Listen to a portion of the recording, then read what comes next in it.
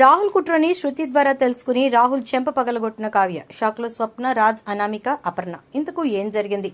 రాహుల్ కుట్రని కావ్య శృతి ద్వారా ఎలా తెలుసుకుంది? మరి రాహుల్ చెంప పగలగొట్టడం ఏంటి? ఇదంతా కూడా వీడియోలో చూసి తెలుసుకునేద్దాం. బ్రహ్మముడి అప్కమింగ్ ఎపిసోడ్స్ లో ఏం జరగబోతోంది అనేది ముందుగా తెలుసుకోవాలనుకుంటే వీడియోని లైక్ చేసి ఛానల్ను సబ్స్క్రైబ్ చేసి పక్కనే ఉన్న బెల్ ఐకాన్ లో ఆల్ ట్యాప్ చేయండి. ఇక మొత్తం మీద చూసుకున్నట్లయితే కనుక రాహుల్ అయితే చాలా పెద్ద ప్లాన్ చేశాడు. ఒక రకంగా కళ్యాణ్ ఆ సీట్లో నుంచి పక్కకు తప్పుకునే విధంగా ప్లాన్ చేసేశాడు. కానీ ఆ ప్లాన్ అయితే బెడిసి కొట్టేసింది. ఇక అక్కడి నుంచి కావ్య జాగ్రత్త పట్టం మొదలుపెట్టింది. కళ్యాణ్ని ఎలా అయినా సరే ఏదో ఒక దాంట్లో ఇరికించి జాగ్రత్తగా ఆ సీట్ కొట్టేయాలని చెప్పి రాహుల్ ప్లాన్ చేస్తున్నాడని అర్థం చేసుకుంటుంది. అలా అర్థం చేసుకున్న కావ్య ఇక శృతికి ఫోన్ చేస్తుంది. ఏంటి ఆఫీసులో ఏం జరుగుతుంది అనగానే, ఏంటి మేడం మళ్ళీ రాహుల్ సార్ని ఎందుకు పంపించారు మేడం అని అంటుంది. నేనెందుకు పంపిస్తాను అంటే, సార్ ఉండొచ్చు కదా మేడం, కళ్యాణ్ సార్ వల్ల ఏ ఇబ్బంది లేదు, కానీ ఈ రాహుల్ గురించి తెలిసిందేగా మేడం అంటూ ఉంటుంది. సరేలే, ఇప్పుడు ఇంతకీ ఏం జరుగుతోంది అక్కడ అని అనగానే, ఏం జరగటం ఏంటి మేడం, అసలు మమ్మల్ని బ్రతకనివ్వట్లేదు. ఒకరోజు నన్ను ఇదిగో, ఒకరోజు ఆ వేణిని రమ్మంటారు, ఒక రోజునేమో అదిగో అక్కడుంది కదా ముని తన్ని రమ్మంటాడు. అసలు కులమత భేదాలు లేవు, కలర్స్తో సంబంధం లేదు, చిన్న పెద్ద తేడాలు లేవు. అంత మూర్ఖుడేంటి మేడం, అంత ఉమనైజర్ ఏంటి మేడం అంటూ ఉంటుంది. ఏం మాట్లాడుతున్నావు, మరి అంత తీసి పారేసినట్టు మాట్లాడుతున్నావు అంటే, ఆఫీస్లో జరుగుతుందే మాట్లాడుతున్నాను మేడం అంటుంది. సరే వాడి సంగతి పక్కన పెట్టు, నేను చెప్పేది విను. వాడి రూమ్లో ఎలా అయినా ఒక చిన్న డివైస్ని ఏర్పాటు చేయి అని చెప్పని అంటే, ఎలా మేడం, ఎలా ఏర్పాటు చేయాలి అంటే, జాగ్రత్తగా ఏదన్నా వాజ్ లాంటిది కానీ ఏదన్నా చూసి వాడు మాట్లాడేదంతా మనకి వినిపించేలా అరేంజ్ చేయి. నేను చెప్తాను, నీకు ఆ డివైస్ ఎక్కడ దొరుకుతుందో వెళ్ళి తీసుకొచ్చుకో అని చెప్తుంది. సరే మేడం అని చెప్పి శృతికి కావ్య చెప్పిన అడ్రస్కి వెళ్ళి ఆ డివైస్ని తీసుకొచ్చుకుంటుంది. తీసుకొచ్చుకున్నాక, మేడం నేను రూమ్లో పలానా చోట ఫిక్స్ చేస్తున్నానని శృతి చెప్తుంది. ఓకే అయితే సరే అనేసి అంటుంది కావ్య. ఆ తర్వాత, నువ్వు ఆ డివైస్కి సంబంధించిన హీరింగ్ అంతా కూడా నీ దగ్గరే పెట్టుకో, అర్థమైందా అంటుంది. సరే మేడం, కానీ ఏదైనా తేడా వస్తే అనగానే, నాకు తెలీదు, ఇదివరకు కావ్య మేడం ఇక్కడ కూర్చునేవాళ్ళు కదా, ఆవిడికి సంబంధించిందేమో అని చెప్పి నా మీద నెట్టేయి అని చెప్పని అంటుంది. సరే మేడం అయితే అంటుంది ఇక శృతి అయితే. వెంటనే రాహుల్ ఎలాగూ వేసిన ప్లాన్ చెడింది కాబట్టి ఇంకో ప్లాన్ వేసే ప్రయత్నం మొదలు పెడతాడు. ఇక ఆ ప్రయత్నంలో భాగంగా తన ఫ్రెండ్తో మాట్లాడతాడు. నువ్వు ఆర్నమెంట్స్ తీసుకోవాలి అని చెప్పేసి బిగ్ డీల్ మాట్లాడుకుని మొత్తం మీటింగ్ హెల్డ్ చేయించిన తర్వాత, డిజైన్స్ అన్ని ఓకే చేసిన తర్వాత, అడ్వాన్స్ ఇచ్చే టైంలో మీ వాళ్ళ దగ్గర నుంచి నాకు రెస్పాన్స్ సరిగ్గా లేదు అని చెప్పి జాగ్రత్తగా డీల్ చేసి డీల్ క్లోజ్ చేయి, క్యాన్సిల్ చేయి. కళ్యాణ్కి డీల్ చేయటం రాలేదు అని చెప్పి నేను చూపించి మొత్తాన్ని కళ్యాణ్ని పక్కకు పెట్టిస్తాను అని చెప్పి వాళ్ళ ఫ్రెండ్తో మాట్లాడతాడు. సరే అయితే అని చెప్పి ఇక రాహుల్ ఫ్రెండ్ కూడా అంటాడు. అన్న తర్వాత అనుకున్న ప్రకారంగానే ఒక బిగ్ డీల్ రాబోతోంది అని చెప్పి కంపెనీలో అందరూ కూడా మాట్లాడుకుంటూ ఉంటారు. ఆ డీల్ని కళ్యాణ్ని డీల్ చేయబోతున్నాడు అని చెప్పేసి మాట్లాడుకుంటారు. కావ్య ఇదంతా శృతి ద్వారా ముందే తెలుసుకుంటుంది. అలా తెలుసుకున్నటువంటి కావ్య రాహుల్ ప్లాన్ని రాహుల్కే తిప్పికొడుతుంది. ఇక ఆ రోజు డీల్ జరుగుతూ ఉన్న టైంలో ఊహించని విధంగా రాహుల్ దగ్గరికి, అంటే ఆ డీల్ జరుగుతున్న దగ్గరికి వస్తుంది ఇక కావ్య అయితే. అలా కావ్య రావడంతో ఒక్కసారిగా షాక్ అయిపోతాడు ఇక ఈ యొక్క రాహుల్ అయితే. ఏంటి అసలు కావ్య ఎందుకు వస్తోంది, కావ్యకి ఏం పనుంది అని చెప్పేసి అనుకుంటూ ఉండగానే ఇక వెంటనే ఈ డీల్ మాత్రం ఎట్టి పరిస్థితుల్లో కావ్య చెడగొట్టకూడదు అని చెప్పి అనుకుంటూ ఉంటాడు. అనుకున్నట్టుగానే ఇక కావ్య రావడం, ఆ వచ్చిన తర్వాత కావ్య జాగ్రత్తగా ఈ డీల్కి సంబంధించిన విషయాలన్నీ కనుక్కోవడం జరుగుతుంది. అలా కనుక్కున్న తర్వాత, ఏంటి ఈ డీల్లో మనకేం మిగులుతుంది, అసలు ఈ డీల్ చేయటం వల్ల మనకి ఏం ఉపయోగం ఉంటుంది అని చెప్పేసి మాట్లాడుతూ ఉంటుంది. అంతా అయిపోయిన తర్వాత, ఓకే సార్, మీకు కావాల్సిన డిజైన్స్ అన్ని నేను వేసిస్తాను, ఆ డిజైన్స్ అన్ని చూసుకుని మీరు ఓకే అనుకుంటే డీల్ని ముందుకి ప్రొసీడ్ చేసుకోండి.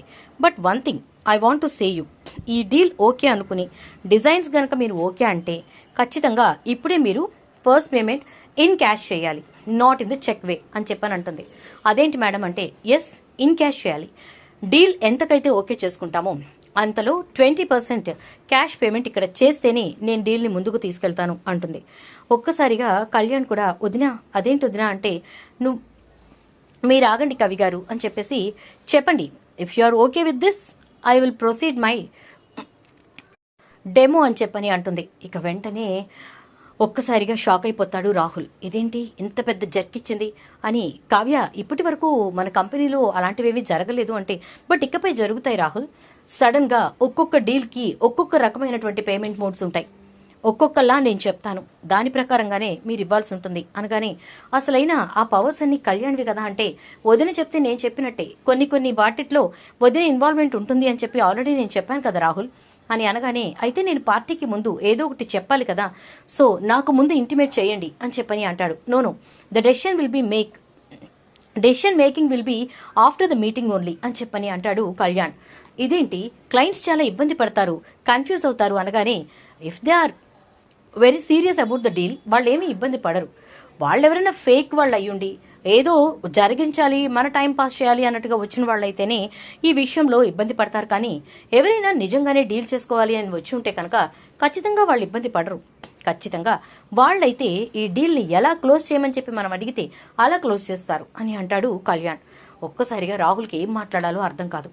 ఇక వెంటనే, సరే అయితే మీరు ఓకే అంటే కనుక ఆ అమౌంట్ ఇప్పుడు పే చేసేసి అనగానే, we are not okay with that, మా పేమెంట్ అంతా చెక్ మోడ్లోనే ఉంటుంది అని చెప్పని అంటారు. Sorry, we are not interested in this deal అని చెప్పి కావ్య, మీటింగ్ ఈజ్ ఓవర్ అంటూ, కవి గారు నేను బయలుదేరుతాను, బాబు ఏడుస్తాడు అని చెప్పి అంటే, సూపర్ వదిన మీరు, అసలు నిజంగా సూపర్. ఒక పక్క బాబుని నిద్రపుచ్చి వచ్చి మీటింగ్ కంప్లీట్ చేసేసి మీటింగ్ ఓవర్ అని చెప్పి వెళ్ళిపోతున్నారు అనగానే, ఇక కావ్య మీరు ఊరుకోండి కవి గారు అంటూ, శృతి జాగ్రత్త అని చెప్పేసి వెళ్ళిపోతుంది. ఇక వెంటనే మీటింగ్ అయిపోయింది, మీరు వెళ్ళొచ్చు అని చెప్పేసి ఇక శృతి అక్కడి నుంచి వెళ్ళిపోతూ ఉంటే, శృతి వంక చాలా సీరియస్ గా చూస్తాడు రాహుల్. ఏం సార్ అంత సీరియస్ గా చూస్తున్నారు అనగానే, ఇక్కడ జరుగుతుందంతా నువ్వు కావ్యకి చేరవేస్తున్నావా అని అంటాడు. అసలు ఇక్కడ ఏం జరుగుతోంది సార్ అంటుంది ఏం తెలియని అమాయకురాల్లా. అబే ఏం లేదు అంటూ రాహుల్ లోపలికి వెళ్ళిపోతాడు. అసలు ఎలా లీక్ అయింది? లీక్ అయ్యి ఇక్కడికి వచ్చి ఇదంతా చేసిందా, లేక అనుకోకుండా కాకతాళీయంగా వచ్చి ఇక్కడికి వచ్చిన తర్వాత అలాంటి డెసిషన్ తీసుకుని ఇదంతా చేసిందా అని పిచ్చెక్కినట్టుగా ఆలోచిస్తూనే ఉంటాడు రాహుల్ అయితే. కానీ ఏం ఉపయోగం? ఎక్కడా ఉపయోగం ఉండదు. అసలు ఇంత కూడా కావ్య బయటికి తెలియనివ్వకుండా డీల్ చేసేస్తుంది. ఇంటికి వెళ్ళేసరికి బాబు అప్పుడే లేచి ఏడుస్తూ ఉండేసరికి ఇక గదిలో ఒక్కడే ఉన్నాడు అనుకుని గబగబా వెళ్తుంది అపర్ణ. ఇక రాజ్ బాబుతో కూర్చొని తంటాలు పడుతూ ఉంటాడు. ఆగు రాజ్ అని చెప్పేసి గబగబా వెళ్ళి అపర్ణ బిడ్డను తీసుకుంటుంది. ఏంటిది, ఎలా పడితే అలా ఎత్తుకుంటున్నావు, ఎలా పడితే అలా చేస్తున్నావు వాడిని అంటే, కావ్య ఇలానే వేసుకుంటుందమ్మా కాళ్ళ మీద అని చెప్పని అంటాడు.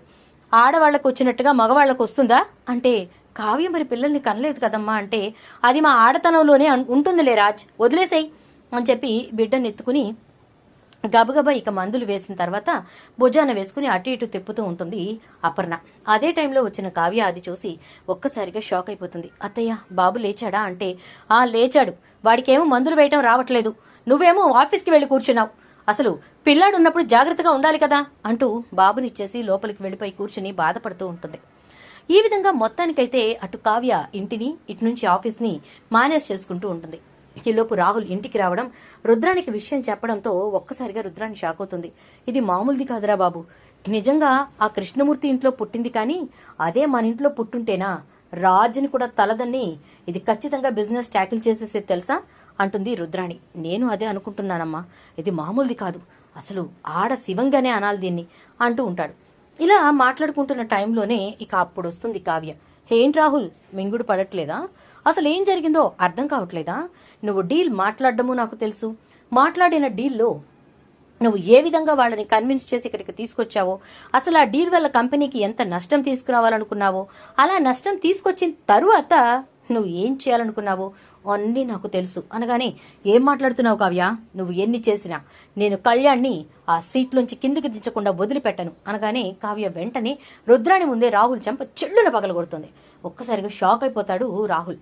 నన్ను కొడతావా అంటే, కొట్టాలా చంపాలా, పెన్నింటి వాసాలు లెక్క పెడుతున్నావు అని చెప్పే కదా నిన్ను కనీసం కంపెనీలో కూడా అడుగు పెట్టనివ్వలేదు, మళ్ళీ ఏంటి కళ్యాణ్ని దింపి నువ్వెళ్ళి కూర్చుంటావా, కళ్యాణ్ లేవగానే నువ్వు కూర్చోడానికి ఆ సీట్ ఏమన్నా నీ అమ్మమ్మ ఇంటి దగ్గర నుంచి తెచ్చుకున్నా, నీ నాన్నమ్మ ఇంటి దగ్గర నుంచి తెచ్చుకున్నావా, లేకపోతే నీ అమ్మమ్మ ఇంటి దగ్గర నుంచి తెచ్చుకున్నావా అనగానే, ఇదే నా అమ్మమ్మ ఇల్లు అంటాడు. హలో, నువ్వు ఈ ఇంటికేమి దొగ్గిరాల ఇంటి ఆడపడుచుకు పుట్టినవాడివి కాదు, దొగ్గిరాల ఇంటి వారు పెంచుకున్న ఆడపడుచుకు పుట్టినవాడివి, కాబట్టి ఈ ఇంటికి నీకు అమ్మమ్మ ఇల్లు అనేటటువంటి వారసత్వ సంపదగా తీసుకునేంత చనువు లేదు, అలాంటి ఇది కూడా నువ్వు తీసుకోకు అని చెప్పేసి ఇక కావ్య బయటకు వస్తూ ఉంటే రాజ్ మొత్తం విని రాహుల్ వంక చూసి చిచి అంటూ వెళ్ళిపోతాడు. చూద్దాం మరి రాబోయే ఎపిసోడ్స్ లో ఏం జరుగుతుంది. వీడియో నచ్చితే లైక్ అయితే చేసి వీడియోని షేర్ చేయండి, అలాగే ఛానల్ ని సబ్స్క్రైబ్